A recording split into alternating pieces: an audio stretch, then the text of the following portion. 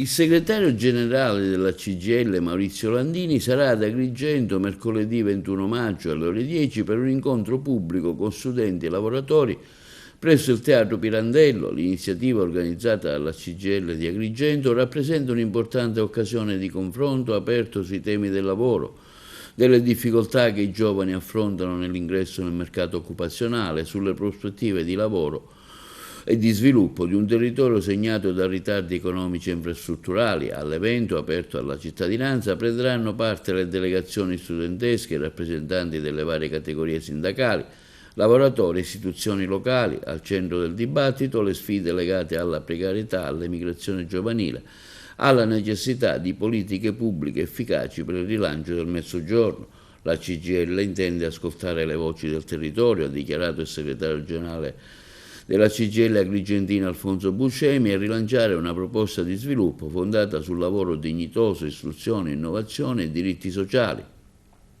I giovani devono tornare ad avere una prospettiva concreta di futuro anche al Sud ed essere protagonisti di una strategia che punta ad organizzare la speranza del territorio.